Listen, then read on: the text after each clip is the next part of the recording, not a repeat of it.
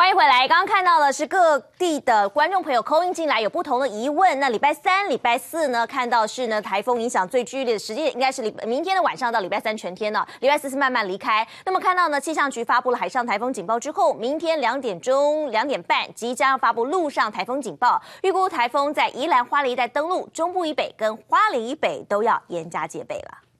台湾地区受到台风环流的影响。 各地呢降雨的情况就越来越明显，特别在花莲以北地区跟中部以北地区降雨是相当的明显，不排除24小时的雨量有达到超大豪雨等级这种情形。麦德姆以每小时超过20公里的速度持续朝台湾接近，全台各地过完星期一晴朗空档，周二开始将面临风雨威胁。 今年第一个侵台台风麦德姆威力不容小觑，近中心最大风速每秒35公尺，瞬间最大阵风每秒45公尺，7级风暴风半径扩大到180公里，就连10级风半径也有60公里，来势汹汹。22号的晚上一直到23号一整天，台湾地区可能各地都有下雨的机会，特别是在台中以北跟花莲以北地区，可能都有比较明显的雨势出现。 台风规模够大，气象局跟台大合作的追风计划也即将展开。气象局指出，星期三风雨最明显，暴风圈笼罩下，局部地区不排除达到放假标准。如果它风力达到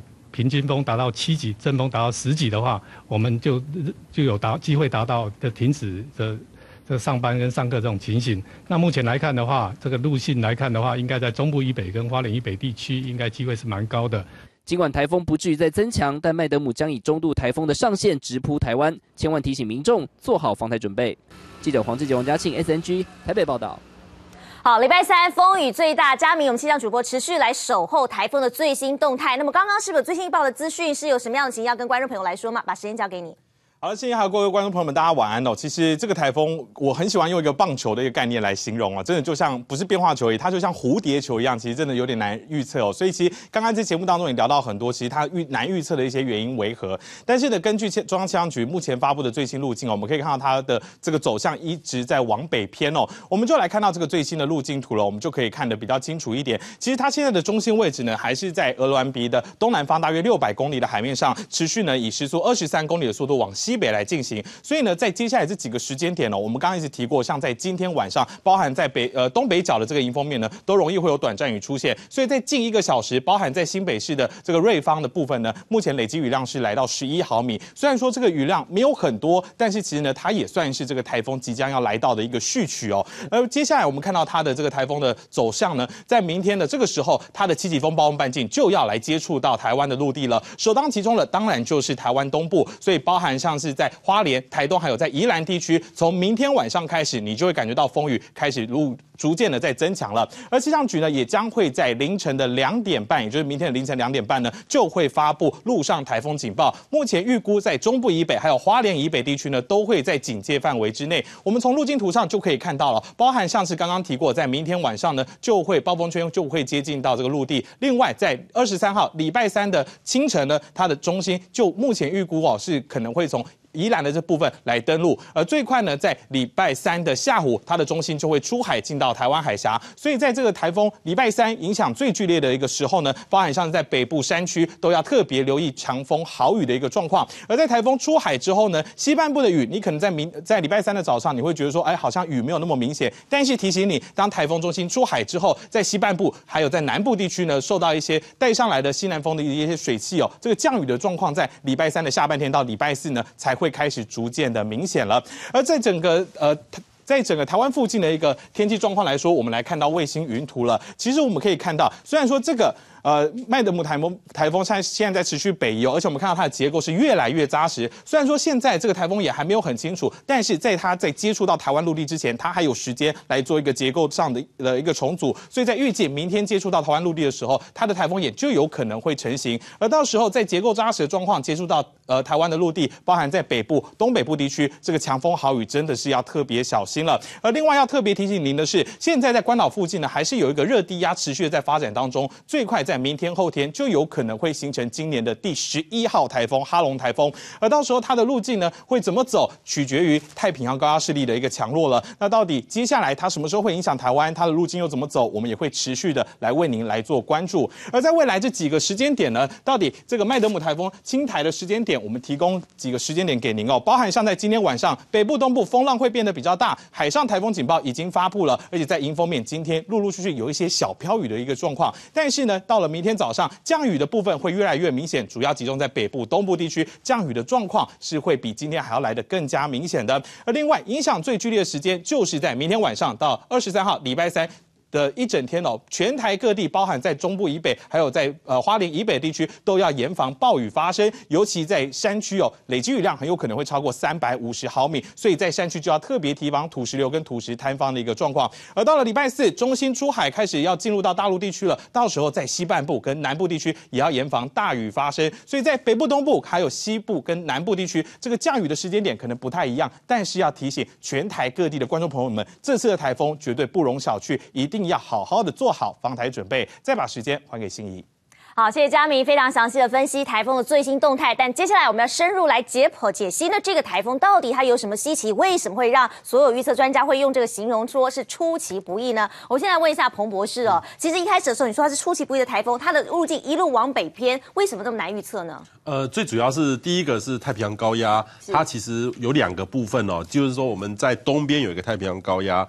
现在是其实在过去来说的话，势力有一点到底强或弱，有一点分歧，所以一开始认为它比较弱的，所以它会往台湾东部海面，结果后来呢，它没有那么的强，那么的弱，所以再加上这个中国的东岸也有一个高压，所以它现在是高压的中间。那曾经有一度呢，这个高压连在一起，或者这高压又增强了，所以这个其实是高压就左右成从礼拜5开始，对我们气象人员哦，我们等于是心里面都好紧张，觉得说哇，我们放一个好假，结果我们这个假期也放不成，都是一直在看这个台风。那现在各位来看这个台风呢，其实今天现在大概未来几个小时，5到6个小时内，它的这个中心眼可能就会开始冒起来。那另外一个是在旁边这个地方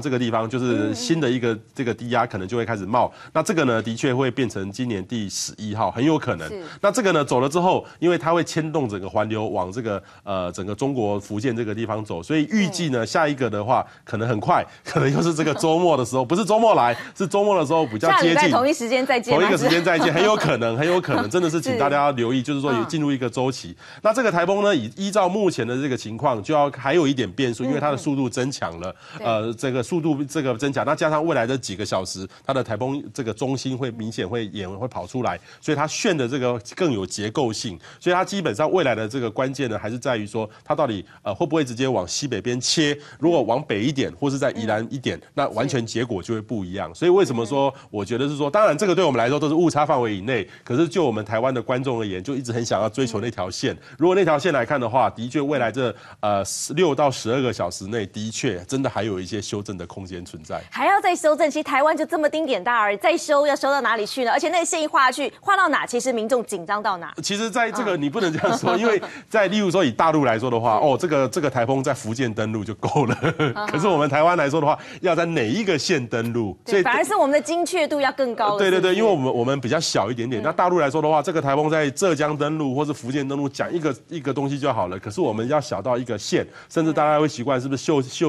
秀姑峦溪口登陆，所以这个其实这个。对我们来说的话，的确在台湾的气象人员，因为我们已经习惯这种方式，它的挑战、它的压力就特别大。那当然对国外的人来说的话，他其实只要往北登陆就好了。像 CNN 的报绝对不会报你说这个台风在宜兰，这个台风在苏澳，或这个地方在花莲，他就讲台湾北部登陆就好了。所以各位来说的话，我觉得说不要太苛责。那另外一个观念就是说，绝对不要看那条线，应该是看一个区域、一个范围。你看，如果在宜兰登陆，如果你是在这个石门的话，你要不要注意？当然要注意啊！虽然说这个中心眼不是影响你边，可是你还是在那个暴风圈，你被暴风圈扫到，你当然就要特别提高警觉。好，不过刚刚其实老师点出来，其实，在台湾就气象预报人员，其实大家好像标准其实被格外跟比其他国家来讲是更严格了。那么实际上在台湾整个现实环境，我们预报准确度到底是如何呢？观众也想问。其实我觉得是说，这个有2个很难的点了哈。我个人是必须要给我们台湾的气象人员很大的鼓励哈，因为我也是学气象出身，我很多的学长学弟全部都在气象局里面，所以他们真的很辛苦，里面有很多杰出的人才。我告诉您，就是说你可能很难想象，我是中央大学大气系毕业，中央大学大气系是中央大学所有科系里面的第一志愿。我们现在大气系的分数已经超过什么电机系，可是问题就来了，这个我们国家对于气象的预算，各位来看，我们一开始讲的，预算的比例是不是很高的？当然这个跟气象局可能没有努力去争取有关啦，因为像每个国家，像韩国、日本，他们面对气候变迁都知道这个异常的重要，所以他们都会努力的去争取。那我们没有办法跟美国、中国相比，但是我们可以跟韩国比嘛，或是跟香港比嘛，我们的预算跟香港差不多。是，那香港比我们小那么的多，它预算跟我们差不多，那我们就有值得去检讨的地方。那另外一个观念就是说，因为在美国或是日本，它其实它的这个气象局呢不会特别出来，它只有台风天才会出来。对，所以其实我们在台湾，我们的气象局的工作人员我觉得他们是超人。为什么是超人？因为第一个，他们的气象局预报人员也要当这个播报人员，对，常看到。所以这全世界没有一个气象单位会像我们台湾的气象局一样，要一直强调服务，把这个我们的预报人员把他推着要美美的、帅帅的才能够出去。所以我们的这个气象局的这个人他其实一下子要播报，一下子要预报，他不像我们民间产业可以比较充分的活用去这样的预报的一个量所以他其实很辛苦的。那另外一个是说，他气象局还没有一个心态，他还是会限制东、限制西，所以各位今天要特别注意今天气象局在海上台风警报发布的时候，今天第一次来发布雨量的预报图以前都是陆上台风警报，它在这个才会发布一个雨量的风力跟雨量的时候才会有。这次今天刚刚那个气象局的预报分析，它已经把这个雨量预报出来的。以前在这个时间点，我们说这个雨量会500到1000毫米，我们会接到电话说彭博士你在提早预报台风，你这个不对的。所以我们其实有时候我们在民间做气象产业，有时候会收到气象局无形的金箍咒，彭博士你违反气象法。可是我看到气象局今天突然又改变了，所以这个其实我个人觉得说，像在美国或是在日本，他们有些是有一些明确的法律规范，有些像美国是完全开放的，完全开放，就像说我们很多的媒体开放，大家可以用一些市场的机制来讨论这个气象的动态。就像说我们解读新闻，一电视其实新闻有时候跟别的台是不一样的道理，所以我个人觉得是说，我们对于气象的这种播报或是尺度上可以更开放一点，台湾的气象会更好。好，希望台湾气象更好，准确度对民众来说更是重要。那我们先来看看新闻这面上有什么了。每逢台风来的时候，部分地区其实都很烦恼会淹水。那么这个地方是台北市的宝藏岩附近地区，紧邻西电溪，但注意了，它没有设置堤防，为什么不怕水灌呢？难道有天然的屏障吗？我们先来关心当地的状况。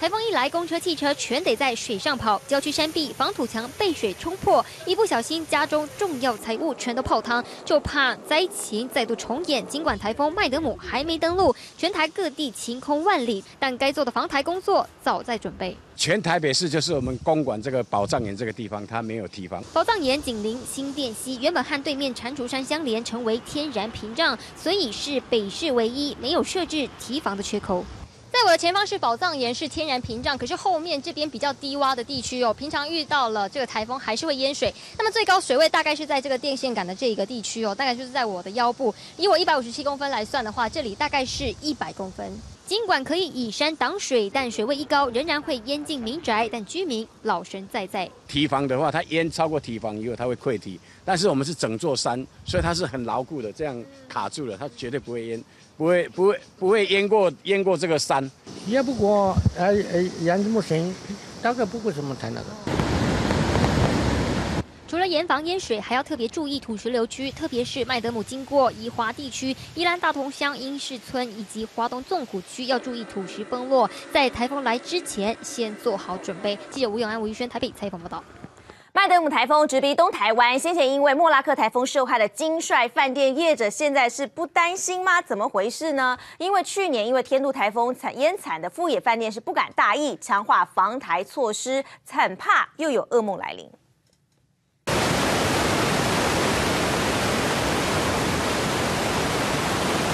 台东金帅饭店应声倒塌，溅起大量水花，目击民众个个惊呼连连。2009年的莫拉克台风重创台东资本，但是面对麦德姆台风，饭店业者却老神在在，没有说特别害怕，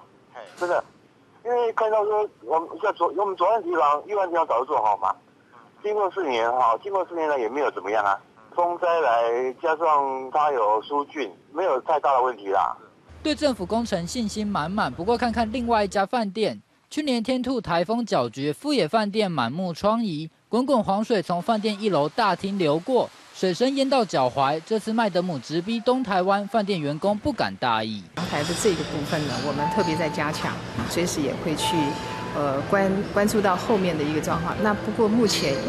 今天早上他们工作人员也来看，那回复的状况呢是没有什么样的一个问题的。不止强化山坡地，县府更介入进行水道引流，就是怕88风灾悲剧重演。饭店人员进进出出，加紧脚步准备防台，严阵以待。记者李明德台东报道。好，再次提醒大家，防台作战真的要准备。预计呢，礼拜3就会影响台湾最严重的时间点。观众朋友有什么问题想问吗？我们气象博士在这儿，待会回答您的问题。空运电话是0227966606，马上回来接听你的电话。